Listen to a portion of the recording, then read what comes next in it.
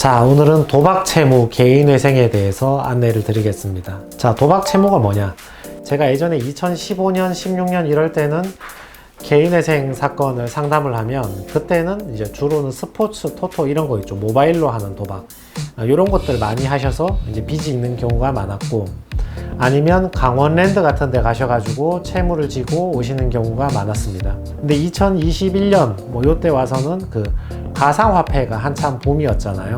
주식도 2020년 요럴 때부터 보면 대세 상승장이었죠. 그래서 요 최근에 오시는 분들은 주식 선물 투자나 아니면 가상화폐 투자 실패 요런 걸로 탕진하고 오시는 경우가 많이 있습니다.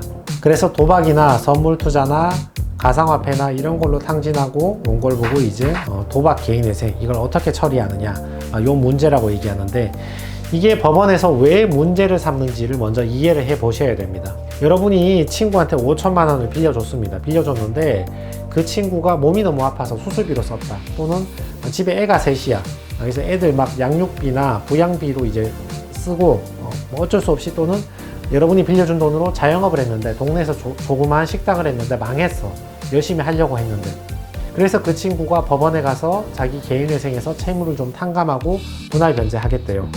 그럼 여러분들은 돈을 못 받았으니까 약간 괘씸하긴 하지만 그래도 이해는 되잖아요. 아니, 암 걸려서 수술하겠다는데 병원비 썼다는데, 또는 자영업 그거 조그맣게 해서 그거 뭐 하고 열심히 한다고 했는데 망했다는데 그거 뭐 어떻게 합니까? 죽일 거야? 뭐 어떡할 거야? 이제 뭐 서운하긴 하지만 약간은 이해는 된다고. 근데 경우를 바꿔서 그 친구가 사지 멀쩡한 놈인데 그 돈 들고 가서 도박했대요. 가상화폐 투자하고 스포츠 토토하고 강원랜드 가서 카지노하고 인생 한 방이지 뭐 있나. 그렇게 해서 그 돈으로 한번 크게 한번 땡겨 보려다가 다 날렸대. 그러고는 법원 가서 이제 내가 빌려준 돈 탕감해 달라고 좀 부탁하고 있대. 그럼 여러분들이 이제 면책 불허가 뭐 개인회생 기각 이런 뭐 법률적 얘기를 다 떠나가지고 얼마나 그 꼴을 보기 그게 괘씸하겠어요. 그게 정의에 맞냐고, 그걸 탕감해 주는 게. 그래서 법원에서도 일반적인 채무, 생활비나 교육비나 뭐 양육비나 아니면 뭐 자영업 실패나 병원비나 이러한 일반적인 채무하고 도박 채무는 약간 다르게 취급을 하는 거죠. 이게 이제 법원에서 왜 도박 채무가 문제가 되는가, 여기에 대한 이제 취지를 이해를 하셔야죠. 그러면 이제 자, 두 번째로 우리가 뭘 봐야 되냐면 법원은 어떻게 처리하고 있는가, 그리고 우리는 어떻게 대응을 해야 되는가. 법원에서는 도박 채무를 어떻게 이제 처리하냐 하면, 도박으로 탕진한 금액을 원칙적으로 그 사람의 재산가치, 청산가치에 반영을 해버립니다. 청산가치에 반영을 해서 변제금을 더 내라 하는 거예요. 당신은 채무가 1억인데 그 중에서 도박으로 탕진한 금액이 5천만 원 되니까 적어도 3년 동안 5천만 원 이상 변제를 하세요. 이런 식으로 예를 들자면요, 그 사람이 탕진해 먹은 금액을 변제금에 집어넣어 가지고 이제 변제금을 높이는 거죠. 이제 원칙적으로는 그 사람이 탕진한 금액을 100%를 변제를 시키려고 노력을 합니다. 법원에서는 그렇게 이제 하려고 하는데, 그렇다고 무조건 이제 100% 변제를 하냐 하면 그런 것도 아니고, 이것도 변제금도 또 탕감되는 경우가 많이 있습니다. 경우에 따라서는 많이 되는데, 자, 그래서 이제 도박 채무가 있는 분이 법원에 이제 회생을 신청해 보면 법원에서는 첫 번째로 청산가치에 반영해라, 뭐 이런 이제 보정들이 많이 나오죠. 특히 최근에 빌린 돈, 최근 3개월 내에 빌린 돈이고 100% 도박에 다 써버렸다. 내가 지난달에 5천만 원 빌렸는데 전부 다 도박에 써버렸다. 이런 경우일수록 반드시 변제금, 청산가치에 반영해서 변제금을 딱 그만큼 더 변제시킬 가능성이 높아지는 거죠. 요게 파산에서는 요렇게 방금 빌린 돈으로 전부 도박에 썼다 하면 면책 불허가 나버립니다. 면책 불허가 날 가능성이 굉장히 높은데, 회생에서는 이 자체만으로 회생을 기각시키는 경우도 있긴 한데 그런 경우는 좀 드물고 그냥 변제금을 높이죠. 청산가치에 반영을 시켜가지고.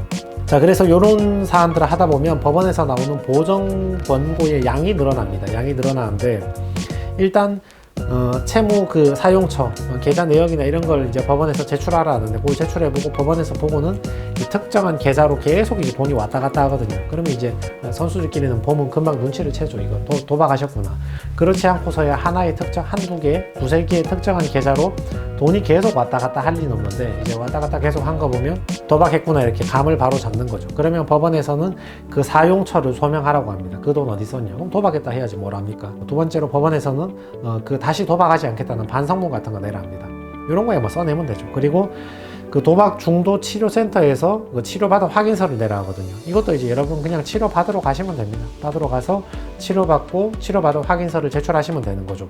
자, 그래서 이렇게 여러분들이 아까 그 보정 권고 나왔을 때 우리가 이제 그 채무 사용처 같은 거를 어디 도박에 썼다 이렇게 보정을 하면 법원에서는 딱 파악해보고 이 1번 채권, 4번 채권, 6번 채권 이 세 개의 채권이 도박에 쓰여졌구나. 그 금액이 6천만 원 되는구나. 그러면 그 다음번 보정 권고에서 금액을 딱 특정을 해주는 거죠. 6천만 원 사용한 거는 청산 가치에 반영하시오. 이렇게 이제 반영하고 이제 그에 따라서 변제 계획안 수정하시오. 이렇게 나오는데 그 말은 그만큼 변제를 더 해라. 이렇게 이제 보정 권고를 받았다 볼 수 있죠. 그러면 여기에 대해서 의뢰인 여러분들은 어떻게 대응을 해야 되는가? 일단 전액 도박한 게 아니다 이렇게 설명을 해줘야죠. 아니 법원에서는 지금 나보고 6천만 원 지금 도박에 탕진했다고 보고 청산가치에 반영하라 하시는데 이걸 가만히 우리가 이제 사용처를 다 찬찬히 뜯어보면 이 중에서 일부는 돌려막기로 쓴 거고 일부는 생활비로 쓴 거고 일부는 병원비로 쓴 거고 전부 다 도박한 게 아닙니다. 이게 나도 이제 도박한 게 미안하니까 어느 정도 변제를 좀 더하긴 더 할 건데 이게 적당히 내가 이제 실제로 도박한 것만 변제를 더하라 해야지 애매하게 가운데 돌려막고 뭐 생활비 쓴 거 전부 다 이제 도박으로 보면 어떡합니까 하면서 소명을 해줘야 됩니다. 두 번째는 어떤 경우가 있냐면 지금 내 급여로 그거 다 변제하는 거 불가능하다. 그러니까 좀 선차를 좀 해달라 이렇게 하는 거죠. 급여 자체가 너무 낮은 거야. 근데 도박으로 탕진하고 돌려막다 보니까 채무는 너무 커진 거지. 그래서 그 금액을 전부 다 변제하라 그러니까 다 변제하려니까 할 수가 없는 거야. 이제 내 급여가 너무 낮으니까. 그런 경우는 반성문도 써내고 무슨 뭐 이것저것 써내면서 반성의 의지를 내면서 내가 내 급여 내선 최대한 성실히 변제하겠습니다. 그러니까 내 급여 내 형편에 맞는 한도에서 변제할 수 있도록 형편을 좀 봐주십시오. 이렇게 하는 거죠. 자, 그럼 여기서 우리가 이제 드는 생각이 있죠. 그럼 도박에서는 원금을 100% 다 변제해야 되는 경우도 있긴 한데 뭐가 이익이냐 이거죠. 이제 첫 번째로 이자가 발생 안 하죠. 원금을 다 변제해도 내가 신청한 이후로 이자가 발생 안 하잖아요. 여러분 한 달에 원리금 균등 상환이든 이자 상환이든 한 달에 300만 원, 400만 원 변제를 해야 되잖아요. 해야 되는데 이자가 발생 안 하니까 한 달에 300만 원씩 버는 셈이니까 얼마나 그 정신적 스트레스가 줄어듭니까? 큰 이득이죠. 두 번째, 추심이 안 되죠. 도박이라는 이유로 금지 명령을 안 줄 수도 있긴 하지만 줄 수도 있지만 안 줄 수도 있다고요. 안 준다 하더라도 개시 결정을 받으면 그 안에 중지효, 금지효가 포함이 되어 있으니까 결국은 나는 추심을 받지 않는 거죠. 그러니까 정신적으로 편안하게 직장 생활에서 돈 벌어서 변제금 내면 되는 거죠. 그리고 상황에 따라서 뭐 여러 가지 요소를 법원에서 종합적으로 고려하기는 하는데 도박이 비중이 낮거나 전체 채무에서 내가 돌려막기 생활비 뭐 다른 거 쓴 거 다 빼고 도박 채무에 쓴 게 비중이 낮거나 내가 나이가 젊거나 한 번 정도 실수한 거거나 도박으로 실수한 게 한 번 정도이거나 또 도박 기간이 굉장히 짧다거나 또 급여가 몇 푼 안 된다거나 이런 사유가 있으면 원금 100% 변제하라 하지도 않거든요.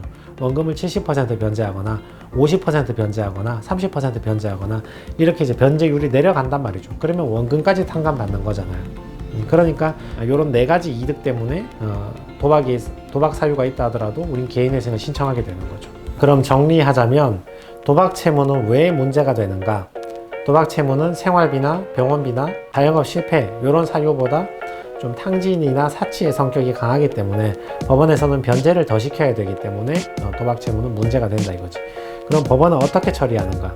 법원에서는 채무의 사용처를 먼저 소명하라고 한 다음에 도박으로 인한 채무를 딱 골라내는 거죠. 그리고 그만큼 그냥 원금 다 변제하라, 청산 가치에 반영하라, 이렇게 이제 보정 권고를 내리는 거죠. 그럼 우리는 거기에 대해서 이거 전부 다 도박은 아닙니다, 이렇게 설명을 해주는 거고, 두 번째는 현재 급여가 너무 낮다, 이렇게 이제 설명을 해주는 거죠. 그럼 무엇이 이득인가? 원금을 100% 변제한다 하더라도 이자를 안 내고 추심을 당하지 않으니까 이득이다. 그리고 내가 나이가 젊거나 도박의 비중이 전체 채무 100% 도박이 아니라 일부만 차지한다거나 한 번 실수했다거나 또는 도박으로 한 기간이 굉장히 짧다거나 내 급여가 너무 낮다거나 이런 경우는 원금까지 탕감되는 선처를 바랄 수 있거든요. 그래서 도박에 있는 채무 사람들도 개인회생을 신청할 이익이 크다. 여기까지 제가 설명을 드릴 수 있을 것 같습니다.